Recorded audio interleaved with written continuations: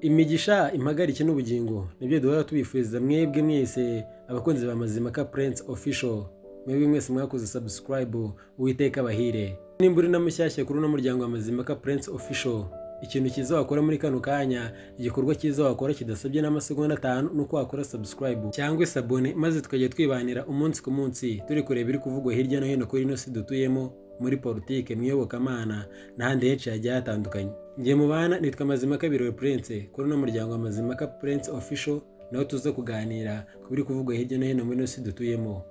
Gusa gukoza subscribe ni igikorwa cy'ingenzi kandi cyiza cyane. Subscribe cyangwa sabone tukajya twibanira umunsi ku munsi, cyane kandi no kudutera inkunga kugira ngo dukomeze gushyiramo akabaraga mu biganiro dukomeze kubagezaho umunsi ku munsi. Gusa munyemera makuru uyu munsi nk'ibisanzwe twabasezeranyije, tuzajya tugaruka mu makuru y'ibiri kuvugwa hirya no hino ku ino si dutuyemo. Tugaruka hano muri Repubulika Iharanira Demokarasi ya Kongo. Nk'uko mubizi, mu gihugu cya Kongo hari imirwano imaze igihe ya M23 cyangwa M23 ihanganyemo na leta ya Kinshasa, nyuma yo kugaragaza impamvu zigiye zitandukanye z'umutekano mukeya ukorerwa abakongomani bari muri Kongo bavuga ururimi rw'Ikinyarwanda, bityo bakababuza uburenganzira bwabo nko kwishyira no kwizana mu gihugu cyabo, nuko bagatangira gukubitwa no kwicwa, gusahurwa n'ibindi byinshi bigiye bitandukanye, ntibagire ubutabera, bityo bigatuma bano baturage b'abakongomani babona ko nta yandi mahitamo, nta bundi butabera bategereje cyangwa umutabazi, bakigura intwaro maze bagatangira kwirwanaho. M23 gusa noneho munyemere tugaruke mu makuru noneho y'ibiri kuvugwa byabaye ku itariki 29 muri mwaka wa 2025 muri uku kwezi kwa gatanu. Ingabo za leta ya Repubulika Iharanira Demokarasi ya Kongo, izo nta zindi ni FARDC.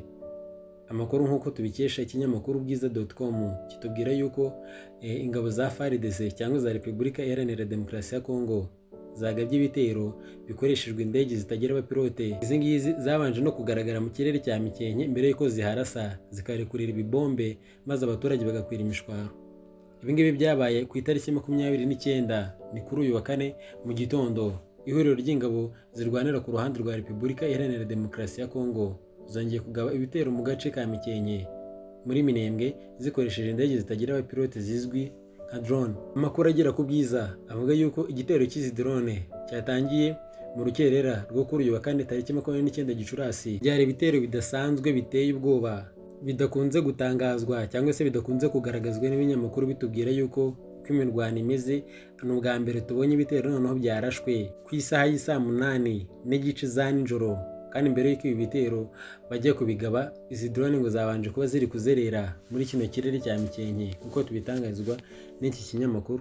Gusa kugeza ubu ngubu ntacyo ubuyobozi bw'ibanze bwari bwatangaza ku byangirijwe n'ibi bisasu byarashwe n'izi ndege zitagira abapilote muri kano gace, usibye ko ngo ibi bisasu byarekuriwe ku misozi inka zisanzwe zirishirizaho ubwatsi. Ibisasu ngo bigacukura ubutaka bikarimbagura aho ubwatsi bw'inka bwabaga buri. FARDC, ingabo za Repubulika Iharanira Demokarasi ya Kongo, gusa ngo biri kuvuga yuko noneho ari ingabo za Kinshasa kuko zitakiri ingabo za leta ya Repubulika Iharanira Demokarasi ya Kongo yose, kuko zitakigenzura Kongo yose. FARDC n'abambari bayo aribo FDLR n'ingabo z'u Burundi ndetse na Wazalendo bongeye kugaba ibitero bya drone mu gace ka Mikenke, mu gihe mu byumweru bitatu bishize nabwo bari bagabye ibindi bitero, gusa byo bigasiga nta kintu na kimwe byangirije, dore ko babirasaga ku misozi igatenguka. Imirwano noneho iri guhindura isura, aho ingabo za FARDC ziri kwikoresha amadrone cyane nk'uko byari byakunze kugaragara yuko leta ya Kinshasa yakomeje kugaragara mu myiteguro yayo igura indege zigiye zitandukanye z'intambara. Twagarutse ku indege yitwa WIG-W yo mu gihugu cy'Ubushinwa ikaze kubyerekeranye n'urugamba, ishobora gukoreshwa nka maneko cyangwa se karekura ibisasu ku muvuduko uhambaye. Ibindi bikoresho bitandukanye byagiye bigaragara FDLR yaba yarakomeje kwibikaho mu rugamba biteguye cyangwa se bakomeje guhanganamo na M23. Gusa hakunze kugaragaramo indege z'intambara ku bwinshi. Ibi ngibi bikaba bikomeje gushimangirwa na bino bitero FARDC ikomeje kugaba mu bice bigiye bitandukanye, aho bakunze gukoresha noneho cyangwa se bakomeje gukoresha cyane ku bwinshi indege zitagira abapilote arizo drones, akaba arizo bari gukoresha cyane kugeza ubu ngubu kuruta uko bari kujya kwataka cyangwa se ngo bajye kurasa isasu ku rindi. Ahangaha ni ibitero biri kuraswa ku musozi wa Mikenke hano muri Minembwe. Mikenke n'ubundi hano ni muri Kivu y'Amajyepfo, ahamaze kwigarurirwa na M23. Gusa mu byumvirizo dukora mu basesenguzi bagiye batandukanye b'abahanga mu byerekeranye na politike, batubwira yuko ibi ngibi bishobora kuba bimeze nk'ubutumwa FARDC ishaka guha M23 kuko ibi bitwaro bari gukomeza kurasira ku misozi batari kubirasa mu gace gatuyemo abaturage cyane cyane. Bari gukoresha izi ndege zidafite abapilote zikagenda zikajya kurimbagura imisozi yo mu Minembwe nyamara bazi neza aho abaturage bari. Ibi ngibi bishatse kugaragaza ubundi butumwa FARDC ishaka kuba yaha M23 ubwo twebwe tutaramenya ubwo butumwa ngo nubuhe kuko batabutubwiye. Mu Mikenke ni muri Minembwe muri Kivu y'Amajyepfo. Ahangaha ni agace gakunze guturwamo n'ubwoko bw'abanyamurenge, nyamara niho haraye habereye iri sanganya ry'izi ndege zitagira abapilote zaje zikarasa zikahata amabombe akaza kurimbagura imisozi yaho. Abanyamurenge batuye muri kano gace batubwira yuko iri huriro ry'ingabo za Kongo rigaba ibitero bya drone muri Minembwe na Mikenke biba biturutse Kisangani. Nyamara andi makuru ku rundi ruhande avuga yuko n'ingabo z'u Burundi bari gufasha leta ya Kinshasa gukoresha izi drone kugira ngo barase muri ibyo bice bituyemo n'abanyamurenge. Ibitero bya drone zo mu misozi y'Umurenge leta ya Kinshasa yabigabye bwa mbere mu bice by'intangiriro z'ukwezi kwa kabiri muri uyu mwaka. Gusa iri raswa ry'aya madrone ryakunze kwibanda ku misozi imwe n'imwe yo muri Murenge, cyane cyane yakunze kugarukwaho havuze nk'imisozi ya Gakangara no mu nkengero zayo. Kugeza na n'ubu ngubu iri raswa riracyakomeje. Ngaye nguko y'iby'intambara ziri gukomeza kuvugwa hano mu gihugu cya Kongo. Ayo niyo makuru twagira ngo tubagezeho y'ibiri kuvugwa hano mu gihugu cya Kongo y'iri raswa ryaraye ribaye ku itariki 29 z'ukwa gatanu 2025.